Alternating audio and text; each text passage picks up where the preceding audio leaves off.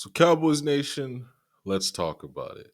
We are in the thick of things. Cowboys are in Oxnard, California for training camp. And man, some really good things are happening and some not so good things. But the Cowboys, you know how it is. It's always drama. That's kind of to be expected. So, Cowboys with head coach Brian Schottenheimer, he is putting in his culture, his basically his imprint on the team and getting the players hyped and ready to go, which I love because I've always felt, especially in the past few years, the Cowboys weren't disciplined and they were just going through the motions. But now with Shoddy, it looks like at least two things he is being pushed as the head coach. That's intensity and accountability.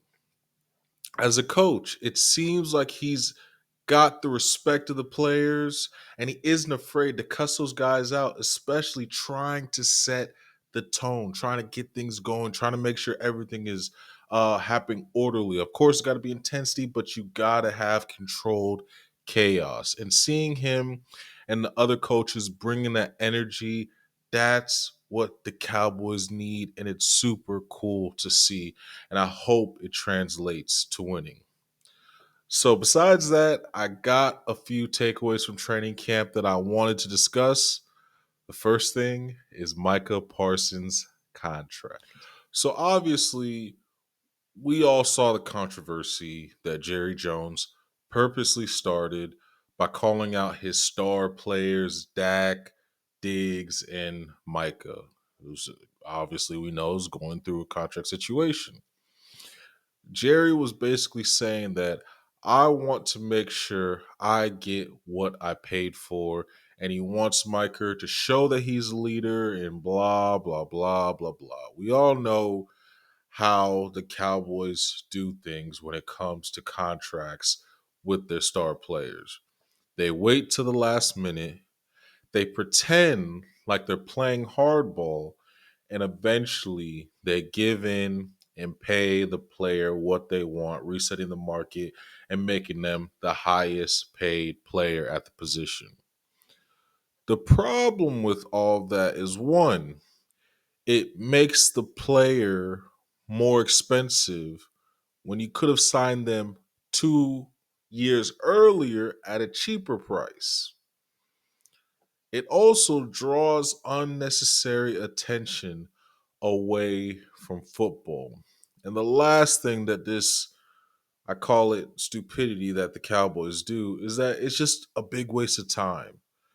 But I understand they're doing it for clicks, for attention, because that's who Jerry is. But the problem I have is the Cowboys do this over and over and over again, and it doesn't help. We currently have Micah at training camp, but he's not practicing because he doesn't want to get hurt, which is understandable. But for me, I need the Cowboys to stop playing games and just sign Micah Parsons and get this over with. We saw this with Dak a year ago. They dragged things out until the last hour before the week one game started. So this is nothing new with the Cowboys. And yes, I know Dak got hurt that year, which Jerry mentioned, but it's part of the game. It's going to happen.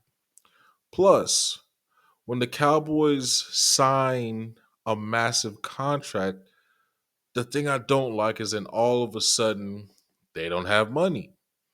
And they act like, oh, now that we paid you, I'm gonna need you to do even more than what you're doing now, and we're going to give you less around you. But then I'm like, so now that you've signed the player for a big contract, when you could have got him cheaper, you're almost playing the game as if, oh, if it wasn't for you blame the player for why the price tag was so high, and then use that to say, oh, we can't get guys around you. You gotta make up for it by being even better.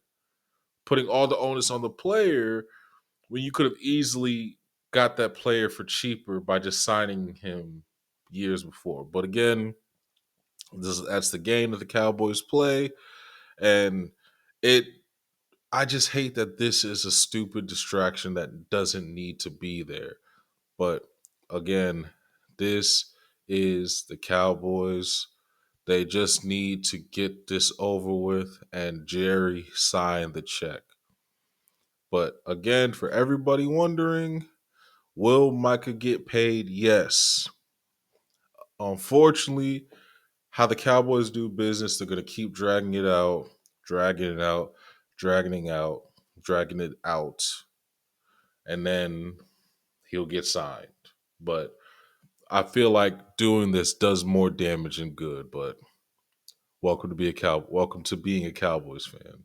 So the next thing that I noticed is, and that's being talked about obviously about a lot at training camp, is how the Cowboys are modernizing their offense. We know for the longest time, from Jason Garrett, Mr. 8 and 8, to Mike McCarthy, that the Dallas Cowboys, and even before those guys, Dallas Cowboys have been behind the times offensively or not consistent with what the NFL is doing today or at that time. Especially since, again, we had guys like Mike McCarthy and Jason Garrett who had the mindsets of dinosaurs where it's like, oh, we did this thing and it worked at one point. So we're going to keep doing it as if teams don't catch up and understand what you're doing and have a counter for it. Again, this is what the Cowboys do. And a lot of the times they just didn't want to change and they were set in their ways and it always came to bite the Cowboys. But now we have a head coach that wants to bring a more modern offense that the Cowboys have needed so bad. We finally have an offense where we're incorporating motion, cut splits, screens, and an actual plan to marry the run scheme with the passing concepts. And guess what? We have crossing routes finally, not just going up the field, turning around, as Vach Lombardi says. But finally, we are doing things that are designed to put stress on defenses. We have to see if it's going to work. But for me personally, just 90% of our issues last year is, I believe, was related to the scheme. If we just did what worked, we could have walked into the playoffs with Cooper Rush, the backup quarterback. But we had, unfortunately, Mike McCarthy.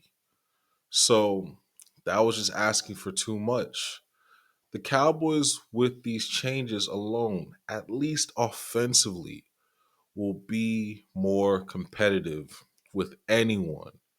And with Dak at the helm, and with an offense actually tailored to his skill set and better equipped to run the ball, just means that Dak could possibly have that revenge year and go crazy and set the league on fire.